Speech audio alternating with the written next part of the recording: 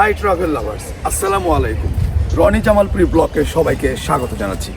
আমরা এই মুহূর্তে আছি মেলান্দহ উপজেলা, অর্থাৎ মেলান্দহ উপজেলার মেলান্দহ বাজারে রেল স্টেশনে। মেলান্দহ উপজেলা সম্বন্ধে আপনাদেরকে একটু বলি। মেলান্দহ উপজেলা প্রশাসনিক কার্যক্রমের ইতিহাস বেশ পুরাতন। এটি প্রথমে 21শে মে 1925 সালে থানা হিসেবে প্রতিষ্ঠিত হয়। পরবর্তীতে 1983 সালে 15ই এপ্রিল মেলান্দহ উপজেলা হিসেবে উন্নীত হয়। এটি কৃষি নির্ভর এলাকা হিসেবে পরিচিত এবং এখানকার গ্রামীণ সংস্কৃতি অত্যন্ত সমৃদ্ধ। এটি একটি বড় এবং প্রাচীন উপজেলা, যেখানে বিভিন্ন গ্রামীণ সংস্কৃতি দেখা যায়। মেলান্দহ উপজেলার আয়তন 258.32 বর্গ কিলোমিটার এবং জনসংখ্যা 3,54,521 জন 2022 সালের আদমশুমারি অনুযায়ী। চলুন আমার সঙ্গে এই উপজেলাটি আপনাদেরকে ঘুরিয়ে দেখাবো।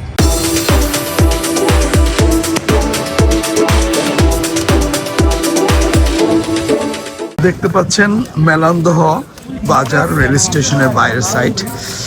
এখানে কিছু দোকান রয়েছে, এখানে একটা টেম্পোরারি, এখানে একটা মসজিদ, এটা সে চত্বর। মোটামুটি এই হচ্ছে অবস্থা।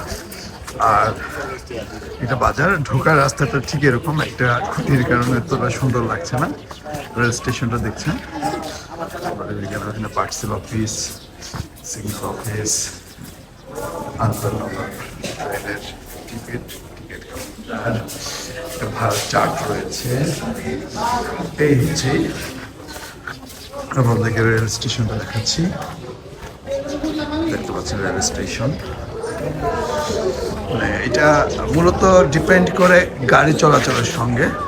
স্টেশনের যে দোকানগুলো সেটা নির্ভর হচ্ছে গাড়ি চলাচলের উপরে। আপনি দেখতে পাচ্ছেন রেল লাইন, মূলত রেল লাইনগুলো দেখতে পাচ্ছেন। আর হচ্ছে দেখাচ্ছি এখানে, আমরা একটু রেল লাইনের ওই পাশে চলে যাই আপনাদেরকে একটু দেখানোর জন্য। মূলত হচ্ছে এখানে সব ট্রেনগুলো আসে না, যেহেতু বাহাদুরাবাদ ঘাট বর্তমানে নেই, যার কারণে সব রেলগুলো এখানে আসে না। এদিকেও একটা সময় রেল ছিল, হয়তোবা যখন বাহাদুরাবাদ ঘাট আপনার সচল ছিল তখন হয়তোবা ছিল, দেখতে পাচ্ছেন। আর মোটামুটি একটা ছোটখাটো রেল স্টেশন। আপনাদেরকে আমরা একটু ঘুরিয়ে দেখাই রেল স্টেশনকে। আমরা যদি এখানে করি, জুম করে দেখাই যে এই যে রেল স্টেশন এবং এই তার অবস্থান। পাশে একটা খুব সুন্দর, মানে খুবই সুন্দর একটি গাছ রয়েছে, দেখতে পাচ্ছেন। গাছটি কি কেউ যদি জানেন আমাকে কমেন্টে জানাবেন। মেলান্দহ থানা এখানে, এটি আর কি দেখতে পাচ্ছেন।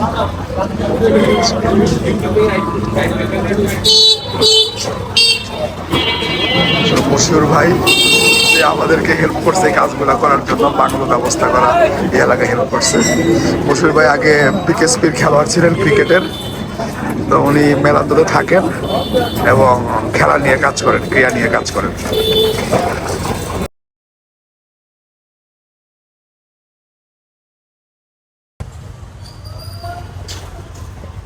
জামালপুরে ব্লক করাকালীন সময় আমি এই মেলান্দহ এই ডাক বাংলোতেই ছিলাম। ডাক বাংলোটি অনেক সুন্দর এবং আমি খুবই ভালোভাবে এখানে থাকতে পেরেছি, সব কিছুই ভালো ছিল। দেখতে পাচ্ছেন সরিষা ক্ষেত, জামালপুরের ঐতিহ্য। জামালপুরে একটি উপজেলার নামও রয়েছে সরিষাবাড়ি। প্রচুর পরিমাণে সরিষার আবাদ এখানে। এবং যদি আমরা হয়তো পরবর্তী এপিসোডে আপনাদেরকে সরিষাবাড়িতে নিয়ে যাব, সেখানে দেখতে পাবেন যে কি পরিমাণে সরিষা হয় এবং পুরো চর সরিষাবাড়িটা পুরোটাই সরিষায় ভরপুর। সুপ্রিয় দর্শক শ্রোতা, আমরা এই মুহূর্তে অবস্থান করছি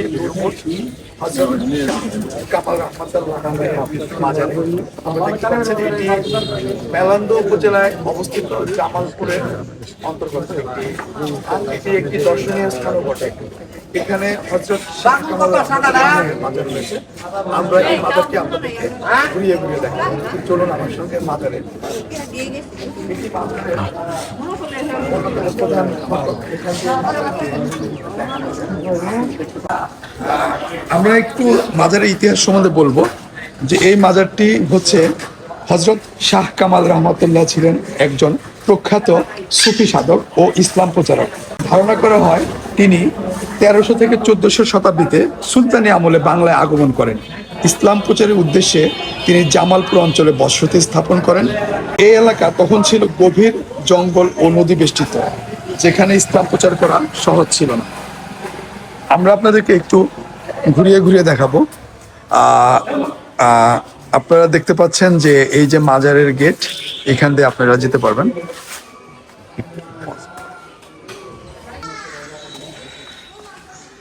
লোককথা ও বিশ্বাস রয়েছে, স্থানীয় মুখে প্রচলিত বিশ্বাস, হযরত শাহ কামাল রহমাতুল্লাহ ছিলেন অলৌকিক ক্ষমতার অধিকারী। দুর্ভিক্ষ, রোগ ব্যাধি ও প্রাকৃতিক দুর্যোগে তিনি মানুষের পাশে দাঁড়ান এবং কেউ কেউ মনে করেন এই মাজারে মানত করলে মনের আশা পূর্ণ হয়। এটি মানুষের বিশ্বাস এবং লোকগাথা থেকে আমি বলছি, তবে ইসলাম অন্য কিছু বলে। আপনারা দেখতে পাচ্ছেন এখান দিয়ে মাজারে প্রবেশ করা যায়। মাজারের আমরা চারপাশ দেখাবো। এখানে একটি মসজিদ রয়েছে, আমরা যেটাকে বলা হয় দুরমুঠ কেন্দ্রীয় মসজিদ। এবং আমরা একটু মাজারটাকে ঘুরিয়ে ঘুরিয়ে দেখাচ্ছি। এটা মাজারের ব্যাক সাইড এবং ঠিক একই পাশে এই পাশে মসজিদ রয়েছে। আপনি দেখতে পাচ্ছেন মাজারের অন্য একটি প্রান্তে আমরা চলে আসছি, আমরা দেখাবো।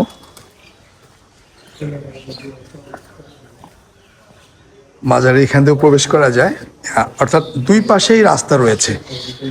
আপনারা দেখতে পাচ্ছেন যে মাজারের যে আর একটা সাইড, অর্থাৎ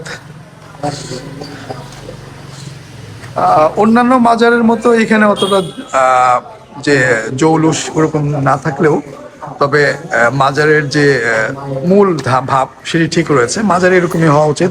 অনেক মাজার রয়েছে এখানে গান বাজনা হয়। আমরা বিস্তারিত মাঠ দেখাচ্ছি মাজারে। আমার সঙ্গে আমার এক ছাত্র রয়েছে শরীফ, এবং তার একটা বন্ধু আমাকে হেল্প করতেছে সকাল থেকে। আমরা দেখতে পাচ্ছেন যেদিকে যাবে শুধু মাঠ আর মাঠ। এখন এই জায়গাতে হয়তো পানি থাকে, যার কারণে কিছু কচুরি পানা হয়েছে। আমরা একটু মাজারটার ভিতরে ঢুকে আমরা একটু আপনাদেরকে দেখিয়ে আসি যে মাজারটা কিরকম আছে। আসুন আমরা একটু আমার সঙ্গে মাজারে আসুন, আমরা একটু দেখতে চাচ্ছি। এটি হচ্ছে মাজারের মূল ফটক। আমরা মাজারের উপর সাইড থেকে দেখাচ্ছি, এরকম দেখতে পাচ্ছেন। এবং এদিকে হয়তো বা যখন অনুষ্ঠানগুলো হয় তখন এসে বসে। এখানে একজন আছে, বসে আছে। আমরা একটু মাজারটাকে দেখাবো।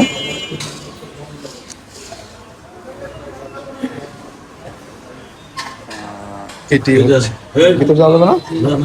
আচ্ছা, ঠিক আছে। এটি হচ্ছে মাজারের একটি অংশ। আমরা ভিতরে যাওয়া যাবে না বিধায় আমরা আপনাদেরকে এখান থেকেই দেখাবো যে মাজারের অংশগুলো। ভিতরে যাওয়া নিষেধ বিধায় আমরা আপনাদেরকে দেখাচ্ছি। এবং দেখতে পাচ্ছেন মাজারে নামাজ পড়া নিষেধ।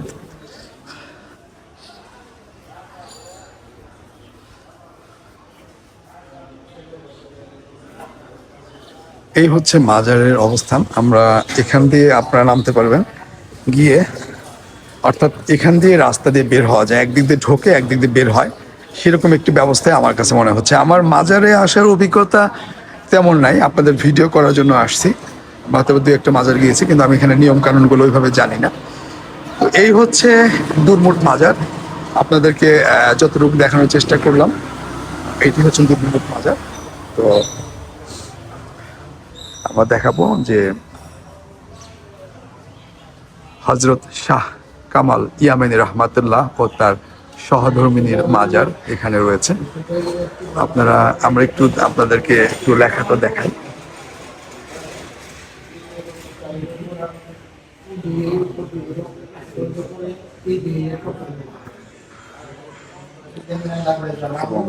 এই হচ্ছে মাজারের অংশ। আমরা এখান দিয়ে বের হয়ে যাব। সুপ্রিয় দর্শক শ্রোতা, আমার অবস্থান এই মুহূর্তে জামালপুর বিজ্ঞান ও প্রযুক্তি বিশ্ববিদ্যালয়ে। চলুন তবে ঘুরে দেখাচ্ছি আপনাদের ক্যাম্পাসটি। এটি জামালপুর জেলায় অবস্থিত জামালপুর বিজ্ঞান ও প্রযুক্তি বিশ্ববিদ্যালয়। এটি প্রধান ফটক। এই বিশ্ববিদ্যালয়ে, এটি একটি পাবলিক বিশ্ববিদ্যালয়। এই বিশ্ববিদ্যালয়টিকে আপনাদেরকে ঘুরে দেখাচ্ছি।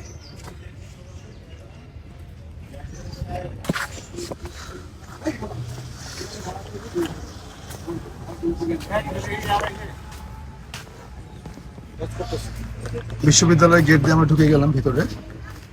আপনারা দেখতে পাচ্ছেন আমরা এটা একটি খেলার মাঠ। এটা হচ্ছে আপনার যে বাস টাস থাকে এমটি।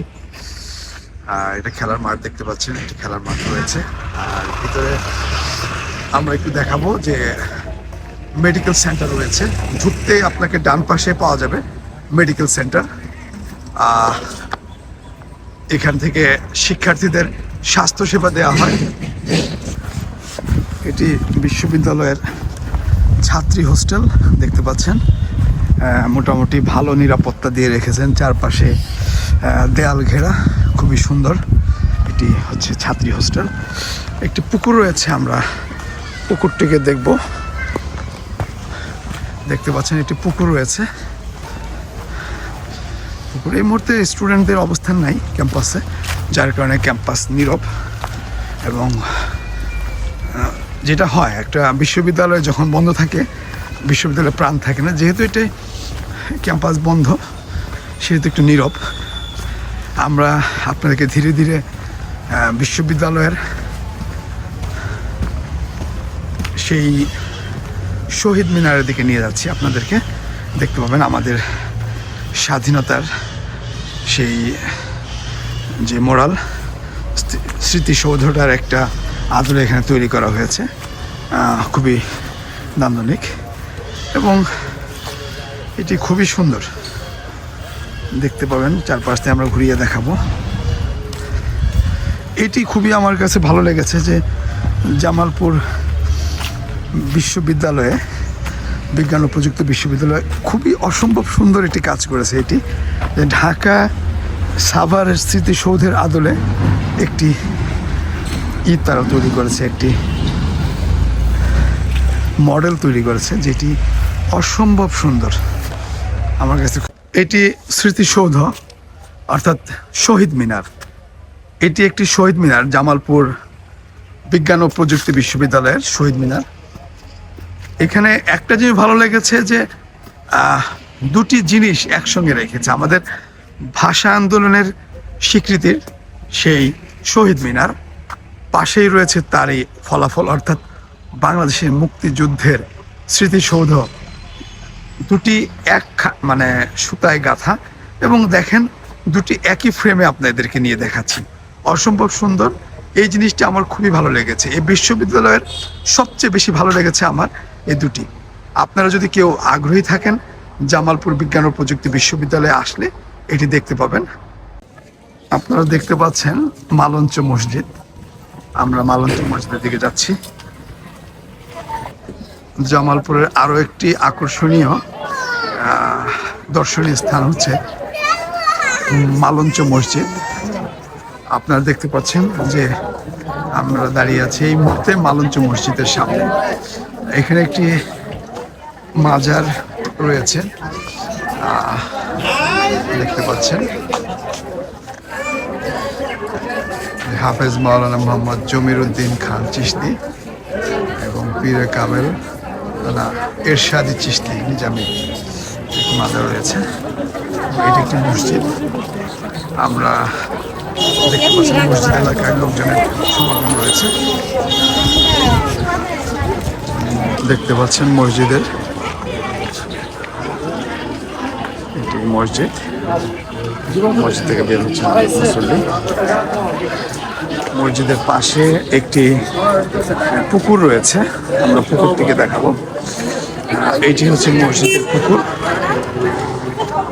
দেখতে পাচ্ছেন মসজিদকে ঘিরে পুকুর। এবং আমরা একটু ওই সাইড থেকে দেখাই যে এটি হচ্ছে মসজিদের পুকুর, ঘাট বাঁধানো পুকুর, এবং এদিকেও মসজিদটি আমরা একটা সাইড থেকে আমাদের দেখানোর চেষ্টা করতেছি। এবং দেখতে পাচ্ছেন এটি হচ্ছে মালঞ্চ মসজিদ এবং হচ্ছেন মালঞ্চ আল আমিন জামিরিয়া কামিল স্নাতকোত্তর মাদ্রাসা। আমরা যদি একটু আপনাদেরকে একটু জুম করে দেখাই, এবং এটা কি মাদ্রাসা? আচ্ছা, আমরা একটু মাদ্রাসার ভিতরে ঢুকে দেখাই। গেট দেখতে পাচ্ছেন, এটি মাদ্রাসা। আজকে কি রেজাল্ট দিল নাকি পরীক্ষা ছিল? পরীক্ষা কবে শেষ? কালকে শেষ না? পরীক্ষা চলতেছে। আপনারা দেখতে পাচ্ছেন যে মাদ্রাসার আমরা দেখাচ্ছি মাদ্রাসার বিল্ডিংটা এখান থেকে। দেখতে পাচ্ছেন যে খুবই একটি উন্নত পরিবেশে একটি মাদ্রাসা, মালঞ্চ আল আমিন জামিলিয়া কামিল মাদ্রাসা। কামিল অর্থাৎ মাদ্রাসা, এখানে মাস্টার্স পর্যন্ত পড়া হয়। আর আমরা এখান থেকে আপনাদেরকে দেখাবো মসজিদের পুরো সৌন্দর্যটা, যেটিকে মালঞ্চ মসজিদ বলা হয়, এবং জামালপুরের একটি আকর্ষণীয় ঐতিহাসিক মসজিদ এটি। মসজিদের নির্মাণ শৈলী অনেক আধুনিক এবং স্থাপত্য ছোঁয়াও খুবই আধুনিক।